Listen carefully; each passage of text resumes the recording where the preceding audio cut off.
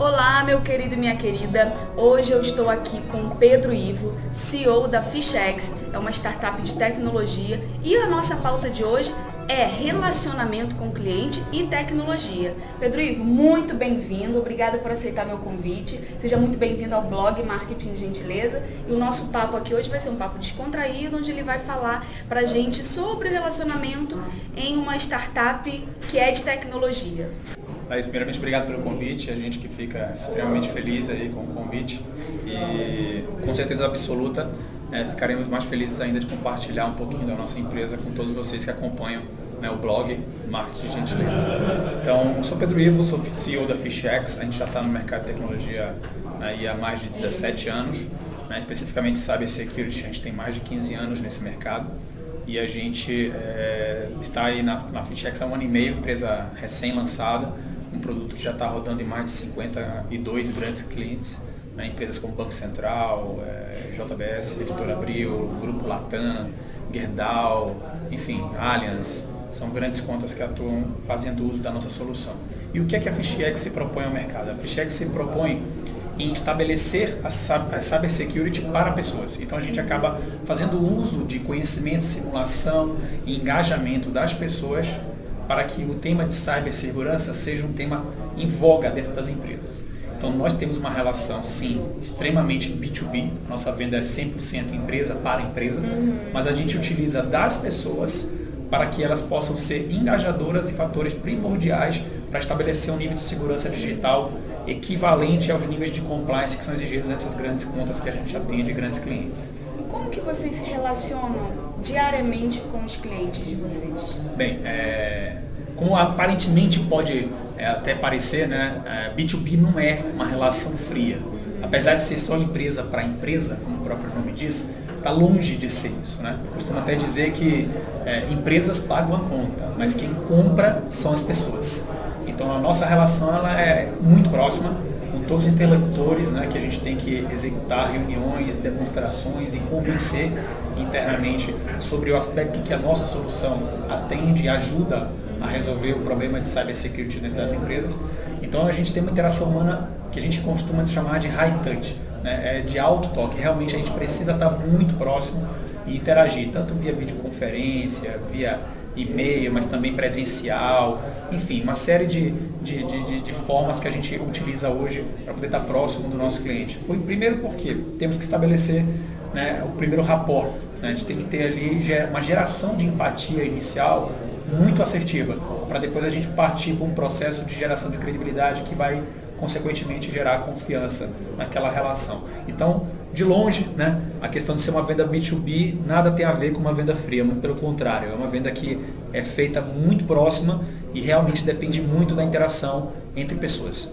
Você falou aí 3 palavras que são muito importantes e que eu sempre comento no blog, nos meus artigos, e que tem muito a ver com a proposta do marketing de gentileza, que é empatia, credibilidade e confiança. E a gente sabe que no fim das contas um produto, um serviço, ele só é bem quisto pelos clientes, pelas pessoas, quando de fato elas confiam. E para você gerar confiança, é obrigatório que você tenha empatia, ou seja, você se coloque no lugar do outro, que você entenda a dor do outro, e isso vai gerar uma credibilidade naturalmente, e aí vem a confiança, e aí, meu amigo, partiu para o abraço, que é na certa sucesso para qualquer negócio, Pedro Ivo?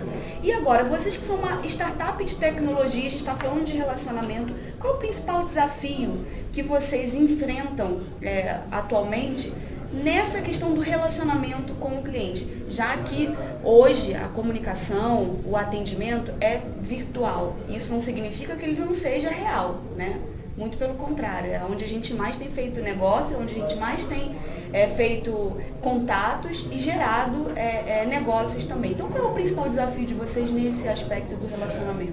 Bem, o principal desafio hoje para a gente manter esse nível de relacionamento próximo ao cliente é a escala. A gente precisa ter realmente o mesmo nível de atendimento que a gente quer ter próximo ao freguês, que a gente costuma até chamar dentro da FishX o cliente de freguês, para depois a gente conseguir multiplicar isso para vários territórios. Então o que nós temos buscado? Fazer alternativas de parcerias através de canais que revendem o nosso produto capacitado esses canais de revenda com a forma que a gente faz e atua para vender o nosso produto, né, estabelecendo sim, sempre um relacionamento muito próximo com as pessoas, que são as interações que nós temos dentro das empresas, que no fundo vão pagar a conta, mas não vão comprar, né? Quem compra são as pessoas sempre. Então o que acaba acontecendo é, a gente tem que multiplicar essa quantidade de pessoas que repactuam, né, e comentam sobre o nosso produto dentro dos clientes, para que nós consigamos ter o nosso resultado. Então isso é um grande desafio que nós temos dentro da Fichex hoje. E como é que a gente tem feito isso? Através de parceiros e também gerando conteúdos online, né? Então a gente tem buscado criar uma rede de conhecimento através de vídeos, através de manuais, através de dicas, apresentações e reuniões presenciais, para justamente alimentar essas pessoas que estão dentro do nosso ecossistema de negócio sobre as informações e o como fazer a venda estando próximo do cliente. Então, assim, de longe a gente não consegue fazer nada sozinho. Então, a gente precisa ter, sim, aliados para poder repactuar isso. Então, eu te diria que o principal desafio nosso para manter esse nível de atendimento próximo com as pessoas e gentil, né, humano, é a escala. É escalar isso. Quando a gente fala de escala, muitas vezes a gente até acha que quanto mais escalável for o negócio, menos humanizado ele vai ser, né? Porque parece que a gente está falando com a massa. Mas aí, o Pedro Ivo está dizendo isso, exatamente o contrário. Que até mesmo para escalar, eles precisam investir em relacionamento, né, com as pessoas. E isso é muito legal você estar falando, porque toda a proposta do marketing de gentileza é o marketing com foco em pessoas. Independente do negócio, independente do segmento. A gente tem que lembrar o tempo todo isso. Porque os negócios são feitos de pessoas. Os negócios são feitos para as pessoas, né? E se não houver pessoas, não tem nada, né? Nada existe. E eu te diria, até complementando, Laís, que assim, o consumidor hoje, seja ele no B2C ou no B2B, ele está muito mais consciente, né, da compra que ele executa. Então, a informação está muito acessível. Então, se você vier a vender qualquer produto que seja, se você não tiver bem capacitado sobre as dores do teu cliente, como você comentou no início, as necessidades que ele possui, né, e como você pode ajudá-lo a alcançar o resultado que ele precisa ter, realmente você vai ter uma dificuldade muito grande, porque só ir lá e falar do teu produto, com certeza absoluta, ele pesquisando em meia hora na internet, ele fica mais expert que qualquer vendedor sobre aquele produto. Então, esse é um toque bem legal que você dá, porque a venda e a compra hoje, elas estão muito mais no nível de consciência do que no nível só informacional. Você falou também sobre ser gentil. Você, inclusive, já leu o meu livro, O Marketing de Gentileza, e eu queria saber qual é a sua opinião sobre o conceito e como você coloca o conceito do marketing de gentileza na prática, no seu dia a dia, né? Se tratando de gentileza virtual. Muito bacana a pergunta. E, Laís, a gente leu, né, inclusive até a minha equipe leu, eu recomendei a leitura para eles, né, para que eles pudessem ter também um nível de conhecimento em cima do livro. Algumas dicas que estão lá são dicas que realmente valem muito para o mercado B2B, né? Muito diferente do que possa imaginar que realmente acontece no dia a dia, né? Não, a marca de gentileza só se aplica à relação de pessoas no B2C, isso não é verdade. Não, em todos os segmentos, em todas as áreas. E até nas relações de marca, né? Você quer coisa mais fria, entre aspas, do que uma relação de uma marca com uma pessoa.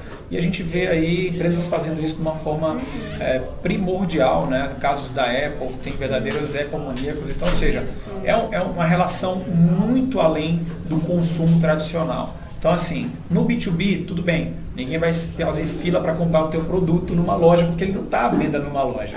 Mas os meus clientes nos indicam, né? E por que eles nos indicam? Porque eles se identificam, obviamente, com o básico, que a gente entrega algum resultado para ele, traz alguma vantagem, mas também porque existe um atendimento com um conceito um pouco mais moderno, chamado de um atendimento gentil, um atendimento mais solícito, um atendimento mais humanizado. Então, assim, o teu livro ele trouxe muito esses conceitos, uma linguagem extremamente fácil para pessoas que não são técnicas da área, né, de comportamental, né, da parte de humanas, mas que conseguem interpretar muito rapidamente através dos exemplos que você coloca prático, né, e conceituando isso no teu livro. Então, assim, a gente aplica isso desde o momento que a gente faz prospecção no cliente, com uma linguagem muito mais coloquial. A gente não usa de uma linguagem formal, sabe, aquele padrãozão do e-mail chato e tal, não.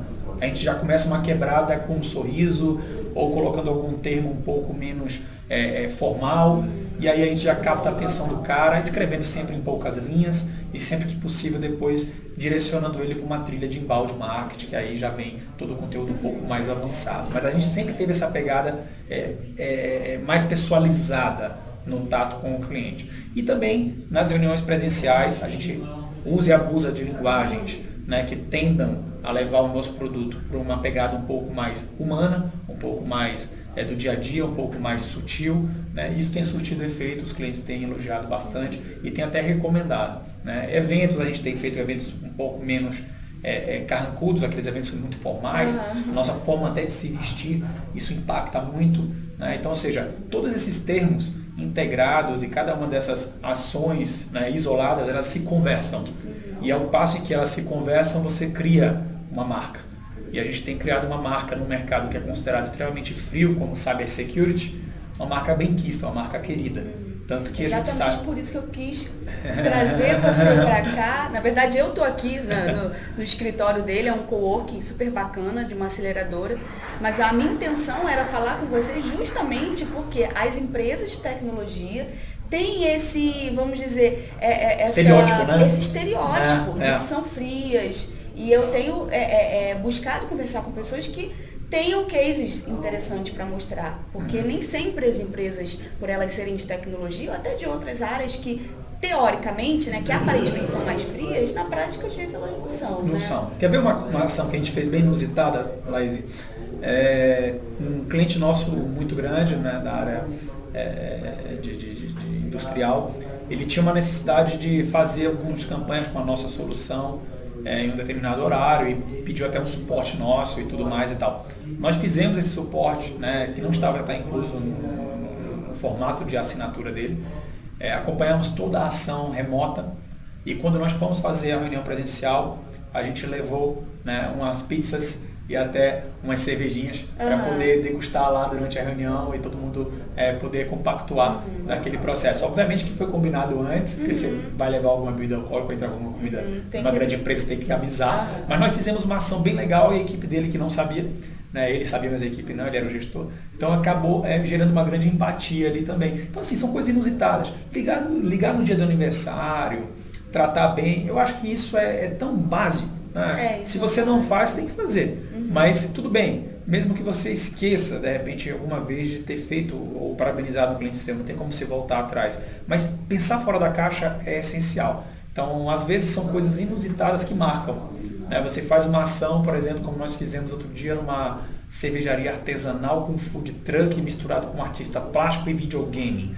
Então, assim, foi uma loucura, assim, os fatores multissensoriais ali dentro e a interação humana que houve. Então, isso também é ser gentil. É pensar de uma forma diferente como atrair o teu cliente e tentar trazer para ele uma experiência, né? Uma experiência diferente. Então, isso eu acho que cada vez mais é um desafio, né, dentro do mercado de consumo, seja B2B ou B2C, é levar para os nossos consumidores, sejam empresas ou pessoas, e no fundo, todos são pessoas, né? Experiências marcantes, experiências inusitadas e diferentes. Eu acho que é por aí. É o que eu sempre falo por aqui também, Pedro Ivo, que gentileza não é apenas ser bem educado, sabe aquela coisa de dar bom dia, isso faz parte, claro, mas isso tem muito mais a ver com a educação e com o hábito que a gente cria. Eu gosto de dizer que gentileza é uma atenção genuína às pessoas, independente da plataforma que você está usando, se você está no online ou no offline, aquela atitude que você tem, que você faz para o outro sem esperar nada em troca. E isso, eu sempre falo também que é um desafio, porque o ser humano, ele espera alguma coisa em troca. Então a gente se policiar nesse sentido. Então quando você leva uma pizza com cerveja para o seu cliente, é claro que lá na ponta você está fazendo algo porque faz parte da sua estratégia de relacionamento. Mas ali naquele momento você não está fazendo aquilo para receber alguma coisa em troca exatamente ali.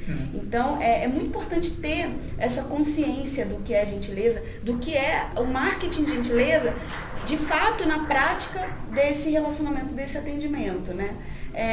Agora, você tem algum case do que eu chamo de gentileza virtual que tem acontecido na Fichex? Pode ter sido até de um cliente para com vocês ou de vocês para o cliente. Sim, a gente não diria somente um. Tem vários. Houve até alguns episódios do tipo, vocês sabem que existe uma particularidade quando você assina um produto e esse produto é um produto que você está contratando para uma empresa, você tem uma parte contratual extremamente pesada, burocrática, né, para você poder assinar e até liberar. E geralmente as empresas liberam acesso à solução, à ferramenta, depois que essa parte é ultrapassada. E houve não só um caso, mas de um cliente, né, numa área específica de varejo, ele tinha uma necessidade terrível de fazer uso da nossa solução para extrair um indicador de negócio, que era muito crítico para ele por conta de uma auditoria, né, de um sócio estrangeiro. E ele ficou realmente desesperado e acho que até ficou um pouco envergonhado em nos pedir antecipadamente, porque ele não havia nem assinado o contrato, nem havia pago e só tinha dado um de acordo informal numa conversa por telefone. Então, ou seja, nós já tínhamos feito todo um trabalho, demonstrado o produto, etc. Estava esperando agora o fechamento. Sim, contrato assinado. Contrato assinado, enfim, pelo menos faturado, alguma coisa e tal, para depois executar a liberação da assinatura da solução. O que foi que nós fizemos, Laís? A gente, sabendo dessa necessidade dele, a gente deslocou um vendedor para poder entrar em contato com ele, e aí foi muito rápido, via Skype, celular, enfim, fez o contato com o cliente e liberou o acesso à solução sem nenhum tipo de amarração ou formalização. Nossa, esse cara ficou assim muito agradecido a gente, porque aquele momento ele estava em apuros e ele precisava de alguma forma entregar aquele resultado.